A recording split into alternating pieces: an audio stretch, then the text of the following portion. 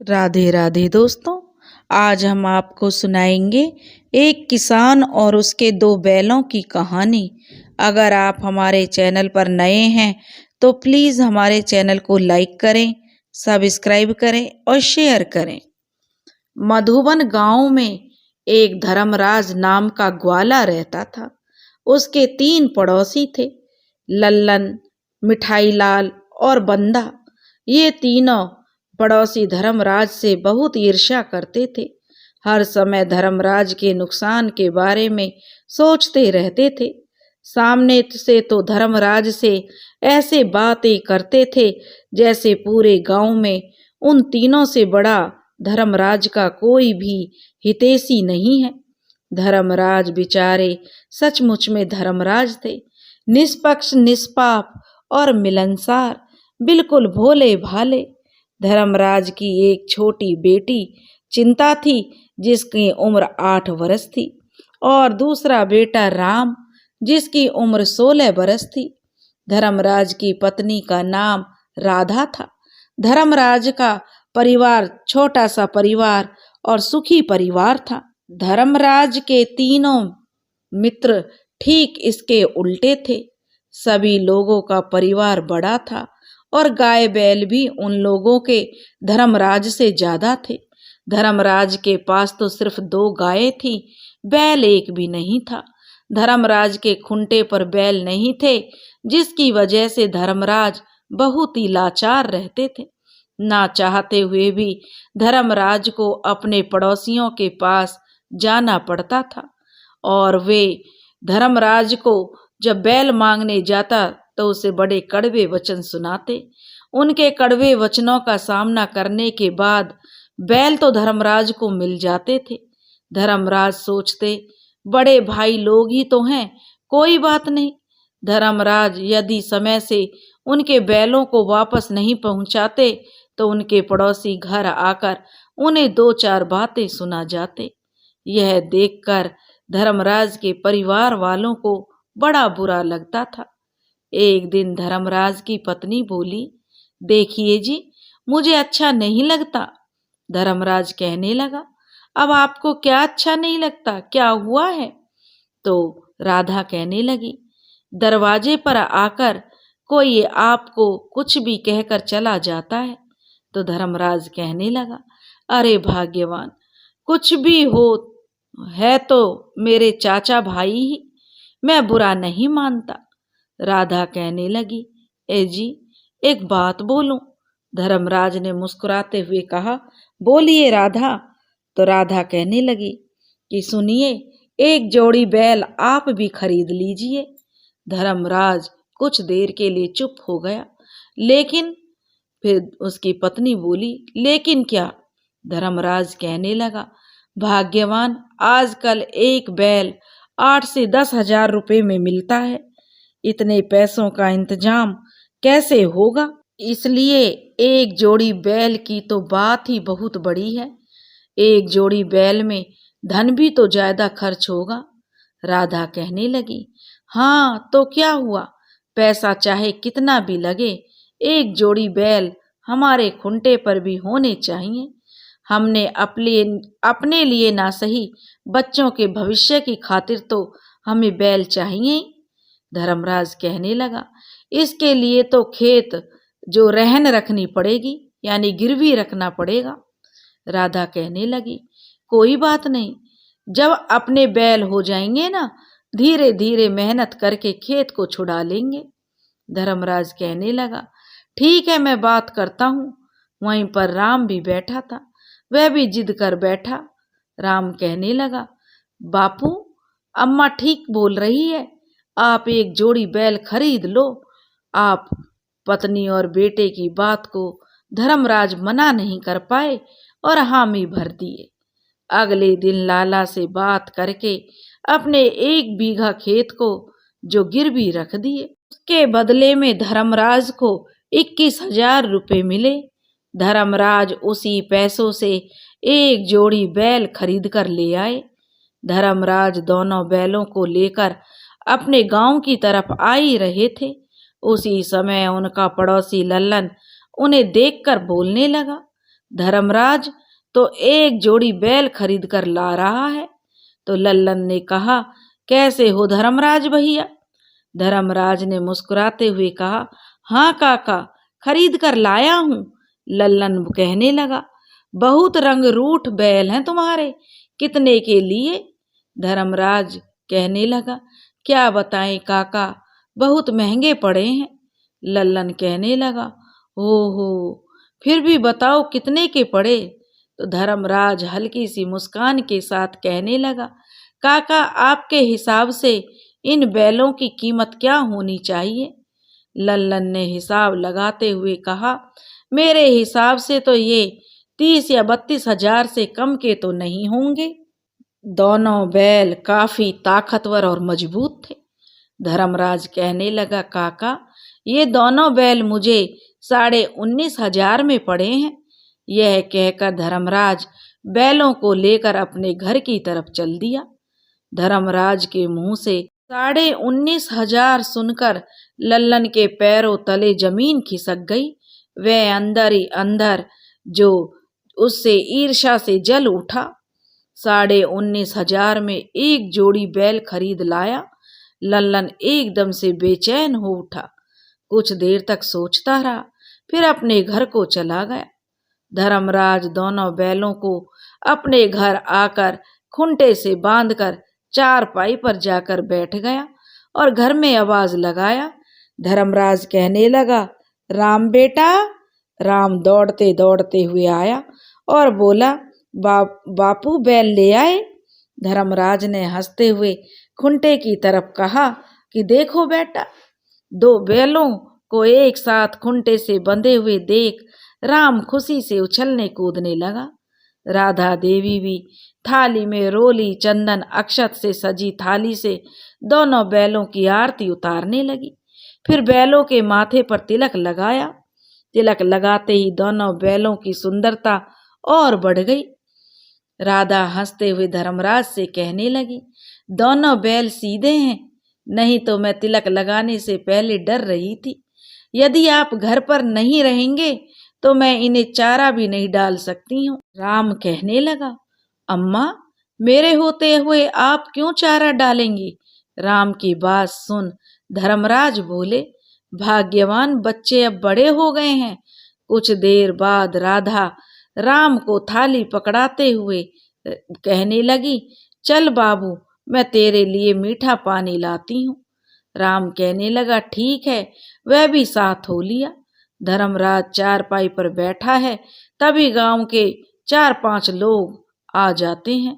जो लोग भी दोनों बैलों को देखकर धर्मराज की खूब तारीफ करते जाते हैं। कोई कहता है, धर्मराज कहाँ से लाए हो इन बैलों को? कोई कहता, धर्मराज भैया, दोनों के बैल जो आपके दोनों बैल बड़े अव्वल दर्जे के हैं, सेवा खूब कीजिएगा। कहो भैया, कितने मुट्ठे यानी लंबाई मापने का एक मानक होता है, कितने मुट्ठे का होगा? अरे यार, 14 मुट्ठा से कम थोड़े ही होंगे। धर्मराज कहने लगा, आप लोगों का भी कहना कुछ हद तक सही है। यह जो सोकन है 14 मुट्ठे का है और वह सफेद वाला 10 मुट्ठे का है। मैंने मापा नहीं है, ये दोनों सुधे हुए थे इसलिए खरीद लिया 19,500 में। वह व्यक्ति कहने लगा, अरे भैया, बहुत अच्छे दाम में दिया है। जो जोरदार बैल हैं, दोनों जुफाट जोतने के बाद खूब ताब से चलेंगे। दूसरा कहने लगा, धर्मराज, अरे भाई, अपने पड़ोसियों को नहीं बताया, वह भी तो आकर देख लें। यह बात सुनकर धर्मराज सहित सभी लोग जोर जोर से हंसने लगा। तीसरे व्यक्ति ने हंसते हुए कहा, आज रात का खाना भी हजम नहीं होगा। धर्मराज कहने लगा, आदमी सही है पर अपने स्वभाव से लाचार हैं वह लोग। कुछ देर बाद सभी लोग चले गए। उसी रात धर्मराज के पड़ोसी लल्लन के घर पर मिठाई लाल और बंदा आपस में बैठे बातें करते हुए कह रहे थे। लल्लन ने कहा, भाई मिठाई लाल? तो मिठाई लाल कहने लगा, हाँ भैया। लल्लन कहने लगा, कुछ पता है? धर्मराज एक जोड़ी बैल खरीद लाया है। बंदा कहने लगा, धर्मराज एक जोड़ी बैल लाया है, आपको कैसे पता है? लल्लन दांत पीसते हुए कहने लगा, मैंने अपनी आंखों से देखा है। बंदा कहने लगा, क्या बात कर रहे हो भैया? लल्लन कहने लगा, तुम बात सुनते कम हो और सवाल ज्यादा करते हो। बंदा बात बनाते हुए बैल खरीदने में ही ठगा गया होगा। बंदा कहने लगा, तो मिठाई लाल ने कहा, तो क्या बैल खरीदना मामूली बात है? लल्लन ने कहा दोनों को डांटते हुए, चुप रहो, 19,500 में एक जोड़ी बैल खरीदा है वह, और कोई ऐसा उपाय करो कि उसके खूंटे से वह दोनों बैल सदा के लिए हट जाएं। इस तरह आधी रात तक एक दूसरे से बात करते हुए कभी कोई किसी को डांटता तो कभी कोई किसी पर झल्ला उठता। बड़ी कसमकस के बाद तीनों ने यह निर्णय लिया कि सुबह धर्मराज के घर जाकर एक साथ नहीं बल्कि बारी बारी से जाकर तीनों लोग एक साथ उन बैलों में कमियां निकालेंगे और कमियां निकालने का भ्रम फैलाकर उसके बैलों को हटवा देंगे। मिठाई लाल और बंदा यह कहकर अपने घर चले गए। अगली सुबह करीब 5 बज रहे होंगे। धर्मराज दोनों गायों को चारा डालकर, दोनों बैलों को भी चारा डालकर और अपने हाथ पैर धोए और फिर चारपाई पर जाकर बैठ गया।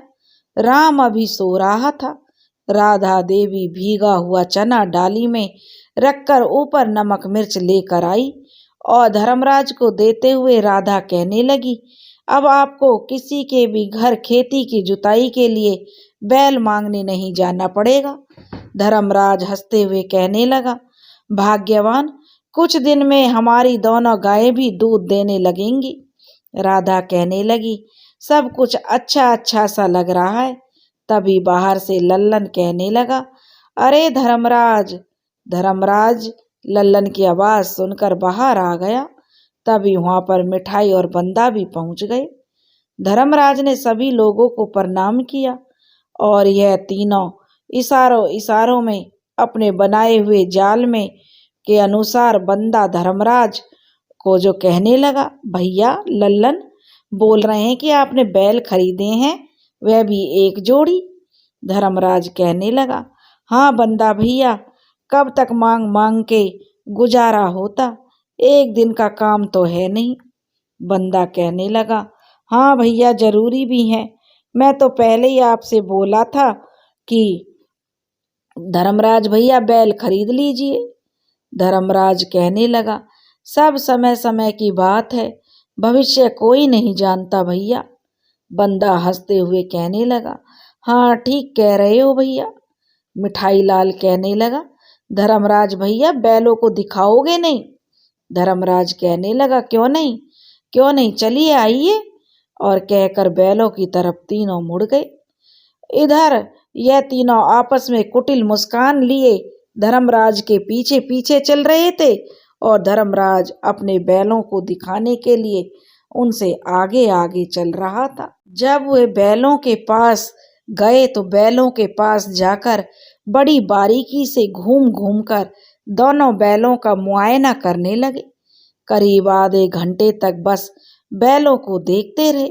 जब इन तीनों बैलों को कोई कमी या कोई खराबी नहीं दिखी तो वे अंदर ही अंदर जल भुन उठे। धर्मराज कहने लगा, लल्लन भैया, मिठाई भैया और बंदा, आइए चारपाई पर बैठिए। सभी लोग चारपाई पर बैठ गए। बंदा कहने लगा, धर्मराज भैया कितने में पड़े हैं? धर्मराज खुश होकर बताने लगा, 19,500 में जोड़ी पड़ी है भैया। मिठाई लाल कहने लगा, 19,500 में? अरे बाप रे बाप, इतना महंगा! वो भी दोनों के दोनों बैल तो बूढ़े से दिखते हैं, देखिए उन दोनों की सही से गौर से देखो। लल्लन ने कुटिल मुस्कान के साथ, जब धर्मराज इन बैलों को लेकर आ रहा था तभी मैं यह बात कहने वाला था, लेकिन चुप हो गया कि कहीं धर्मराज बुरा ना मान जाए। मिठाई लाल भी खूब तेज आवाज में बोला, धर्मराज भैया, आप नाम बताइए, ससुरे का मुंह तोड़ देंगे। बंदा कहने लगा, हाँ भैया, उस व्यापारी की इतनी हिम्मत कि हमारे रहते हुए हमारे किसी पड़ोसी को ठग ले। धर्मराज अपने तीनों पड़ोसियों की कूटनीति के चक्रव्यूह में उलझ गया। अब धर्मराज को भी लगने लगा, कहीं उसके साथ धोखा तो नहीं हुआ, कहीं ना कहीं इन लोगों की बातों में सच्चाई है। धर्मराज के माथे पर पसीना आ गया। मिठाई लाल और बंदा जोर जोर से बातें कर रहे थे, जिसके कारण गांव के लोग भी इकट्ठा हो गए। राम भी उठकर बैठ गया और भयभीत सा हो अपनी माँ के पास भाग गया। धर्मराज को चिंतित देखकर लल्लन समय गया कि हमारी युक्ति काम कर गई। उधर मिठाई और बंदा अपनी अपनी हाके जा रहे थे। लल्लन मन ही मन सोच रहा था, यह दोनों बेवकूफ भौकाल के चक्कर में सच्चाई ना उगल दें। लल्लन और मिठाई कहने लगे, ए बंदा, एकदम चुपचाप बैठ, अब एक शब्द नहीं निकालना चाहिए। आंखों से इशारा करते हुए लल्लन ने उन्हें कहा। फिर धर्मराज के कंधे पर हाथ रखकर कहा, धर्मराज, चिंता मत करो, मैं इन बेलों को बिचवा दूंगा, ठीक है ना? सही से तुम्हारे पैसे तुम्हें मिल जाएंगे। मिठाई लाल कहने लगा, हाँ हाँ, अरे 5-5 हजार में एक एक नंबर के जो नए बछड़ू बैल मिल जाएंगे। लल्लन ने कहा, ए बंदा, किसी ग्राहक की खोज देख, बैलों को बेचने के लिए और साथ में बैल खरीदने का भी। बंदा कहने लगा, ठीक है भैया। फिर तीनों लोग वहां से चले गए। गांव वाले भी अपने अपने घरों को चले गए। देखते ही देखते सूरज कब सिर पर चढ़ गया कुछ पता ही नहीं चला। धर्मराज अपने पड़ोसियों के जाल में फंस गए और अपने आप ही बड़बड़ाते हुए कहने लगा। धर्मराज झल्ला कर अपने आप से कह रहा था, मत मारी गई थी मेरी, जो मैं बिना किसी राय विमर्श के ही खुद ही खरीद लाया इन बैलों को, कहते हुए घर में चला गया। चौकी पर बैठकर अपने हाथ को सिर पर रख लिया।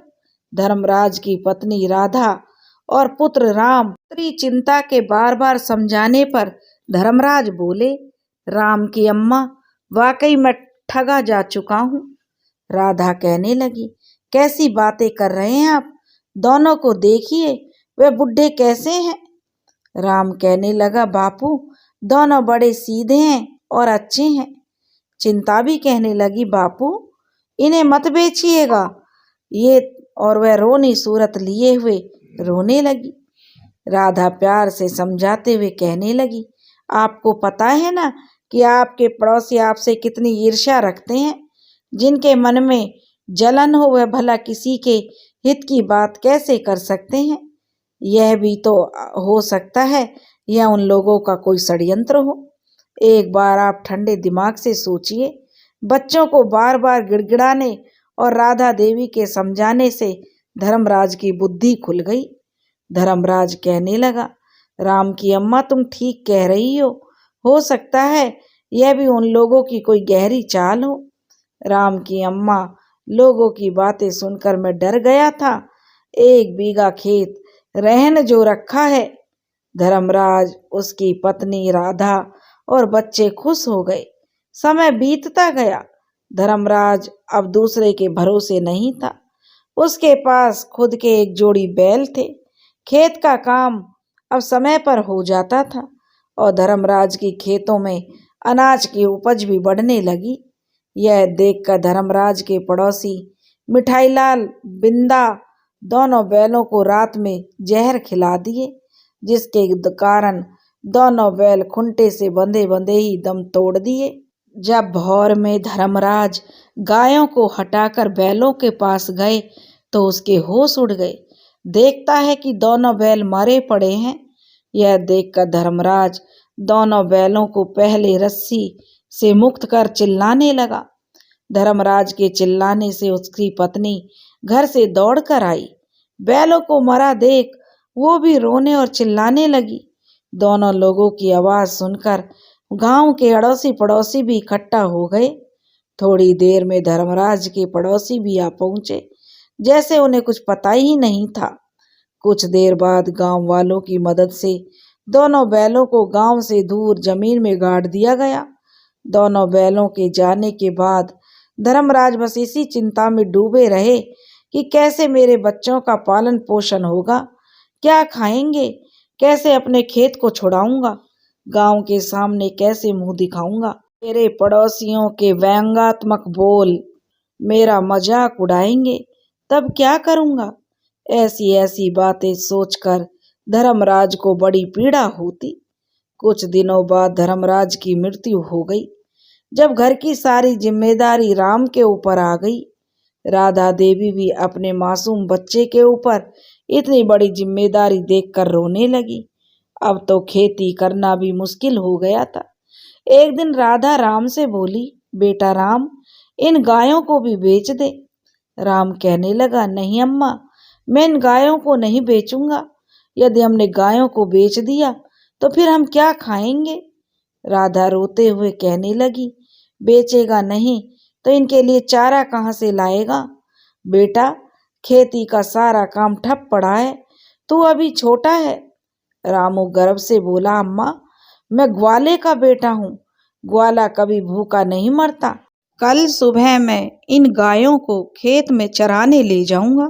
माँ, आप बिल्कुल भी चिंता मत करो, भगवान कृष्ण जी हमारे साथ हैं। अब राम जो घर की पूरी जिम्मेदारी उसने अपने ऊपर ले ली। गायों को सुबह शाम चराने लगा और गांव में जो कुछ भी काम मिलता उसे भी कर लेता और इस तरह से अपनी गुजर बसर करने लगा।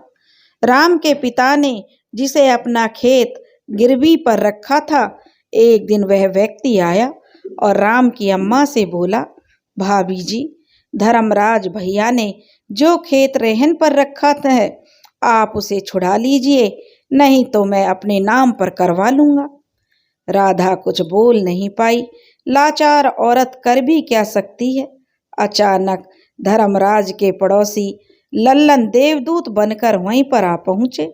जब उन्होंने पूरी बात सुनी तब लल्लन बोला, बड़ी कड़क आवाज में उसे डांटते हुए, कितना पैसा है तुम्हारा।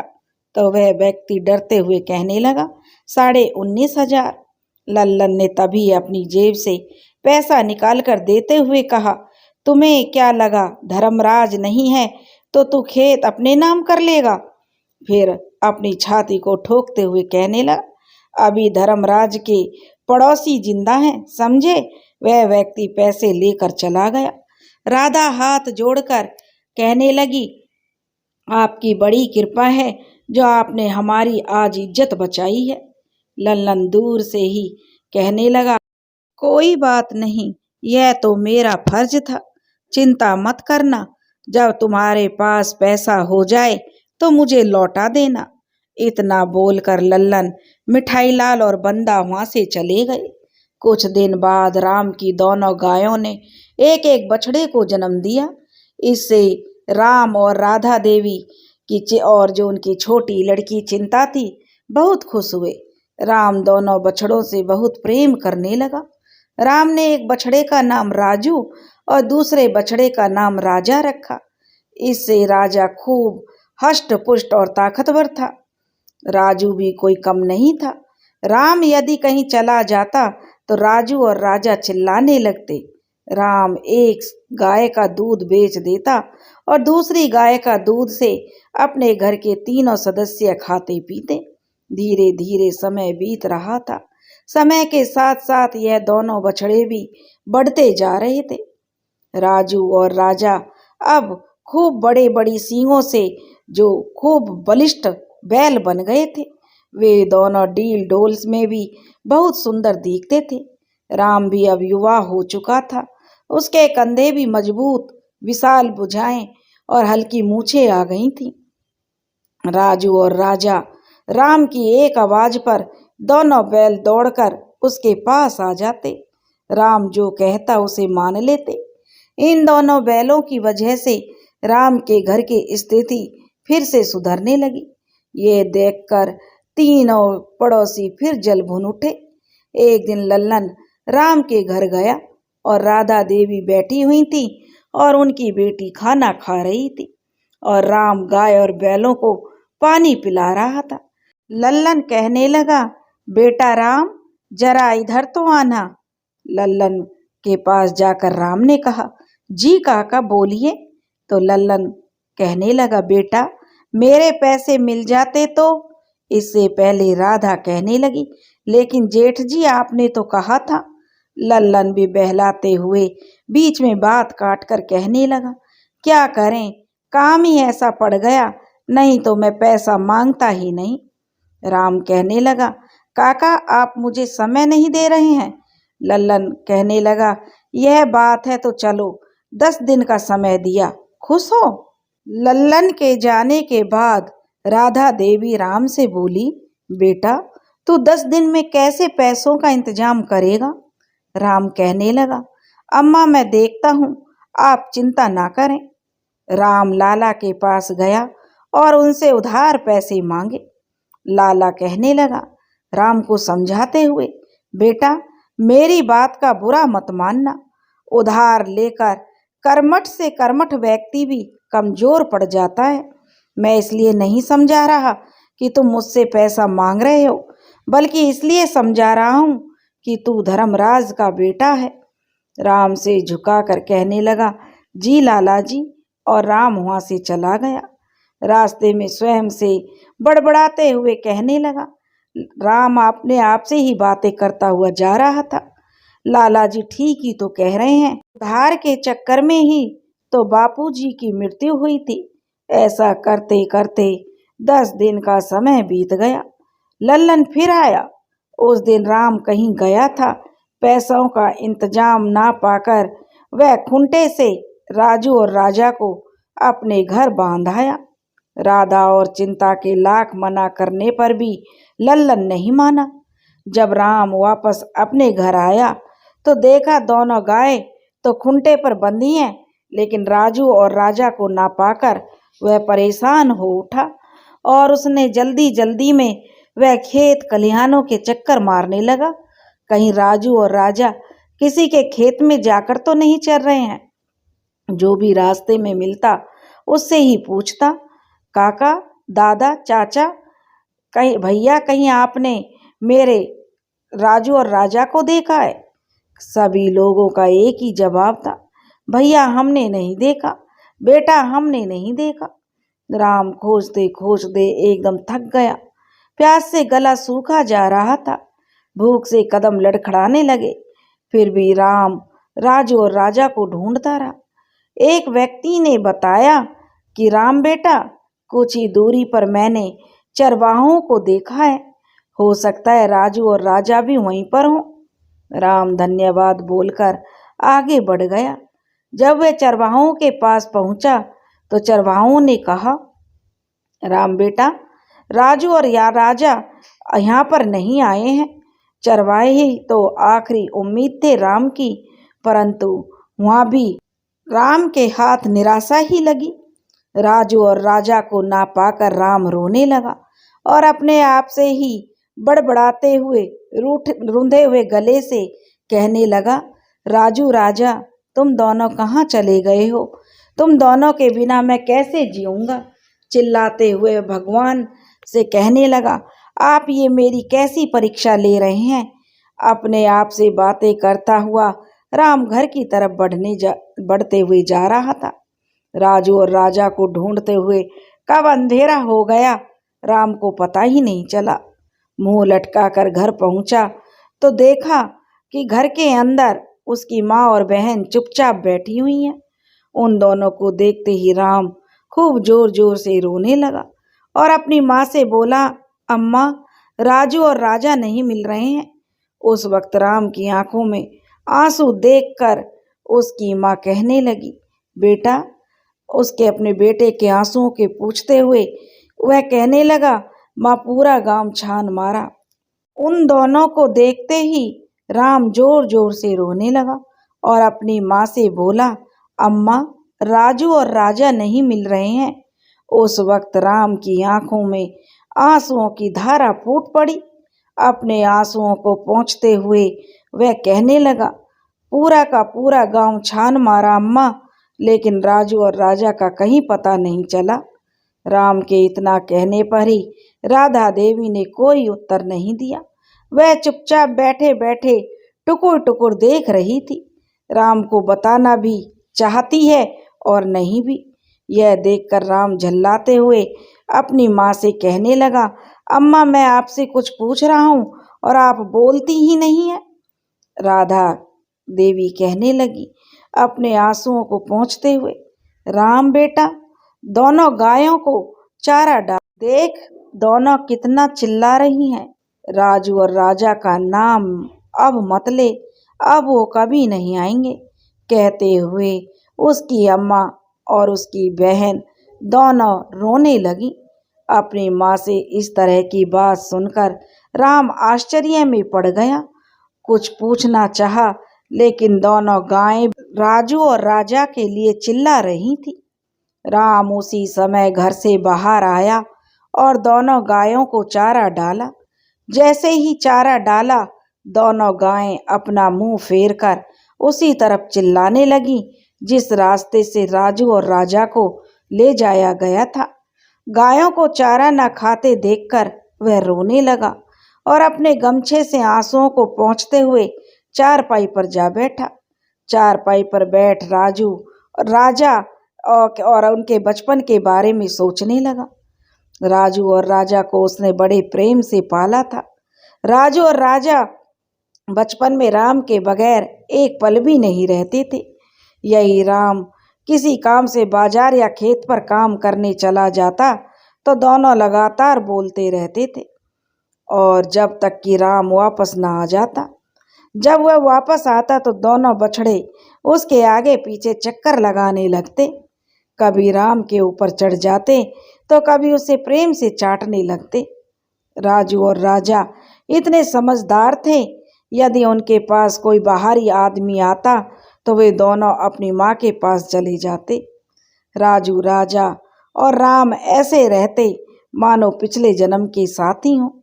राम खुद खाना खाने से पहले दोनों को रोटी खिलाता था, फिर स्वयं खाता। राजू, राजा और राम में आपसी प्रेम को देख राधा राम से कहती थी, लगता है पिछले जन्म में दोनों बछड़े तुम्हारे भाई रहे होंगे।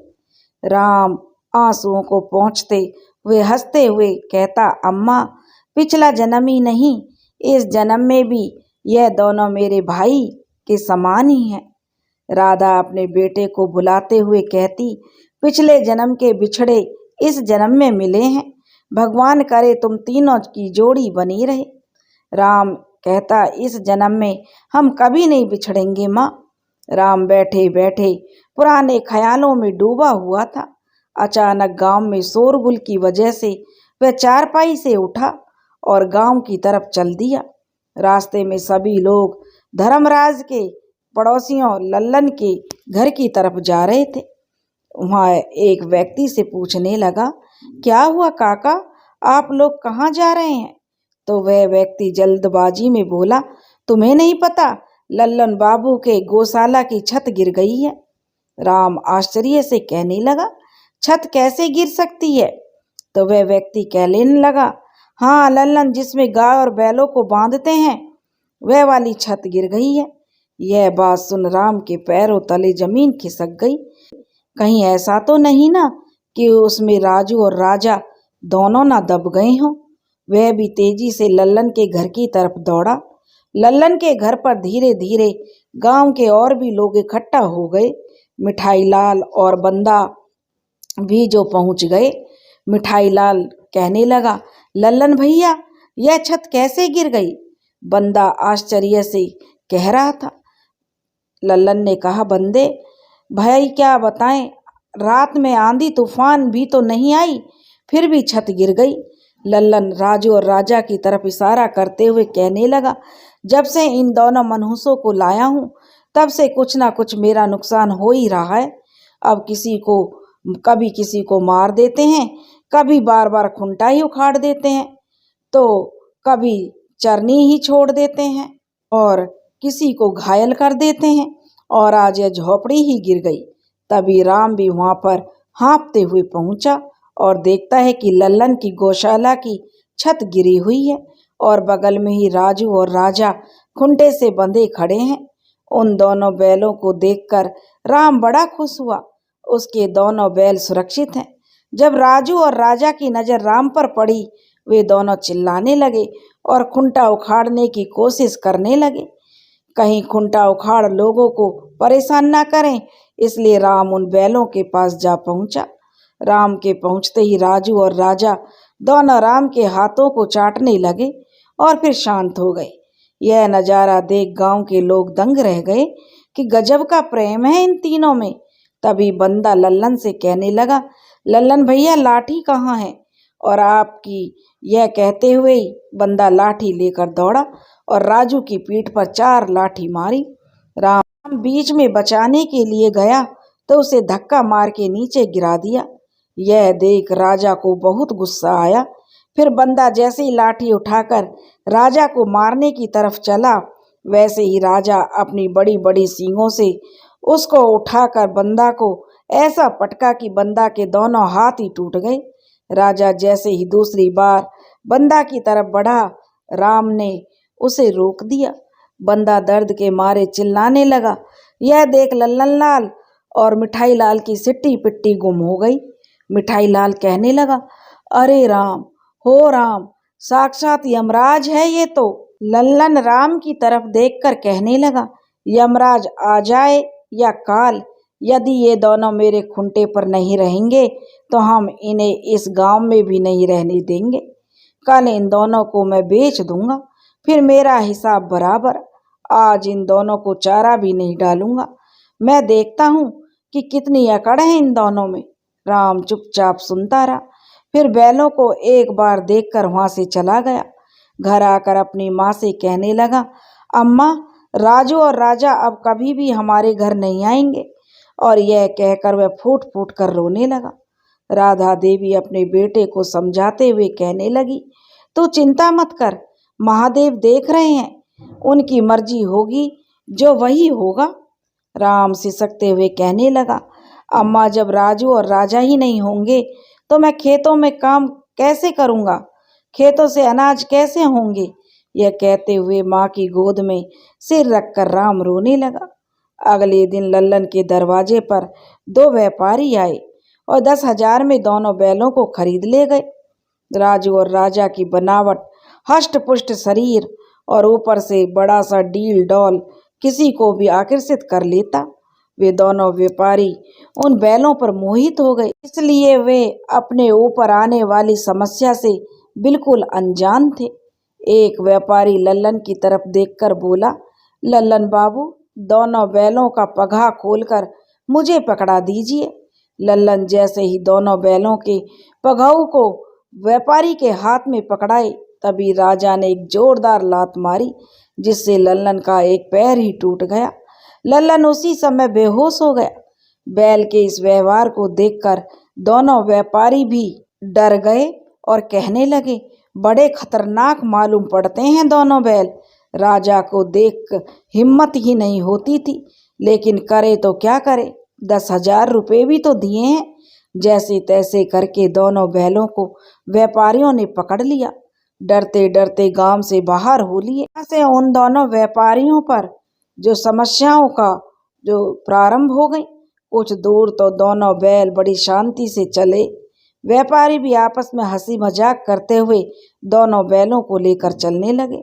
राजू और राजा दोनों बैल बड़े ही बुद्धिमान थे। राजू ने एक बार राजा को देखा। राजा समझ गया कि उसे क्या करना है। राजू और राजा का नाटक शुरू हो गया। अचानक राजू चारों खाने चित्त लेट गया। व्यापारी कहने लगा, इसे क्या हुआ है? इसकी क्या तबीयत खराब हो गई है? दूसरा व्यापारी उठा। वह कहने लगा, पता नहीं इसको क्या हो गया। उठा और उसे लाठी से मार मार कर उठा और उसे नौटंकी कर रहा है, उसमें लाठी मारने लगा।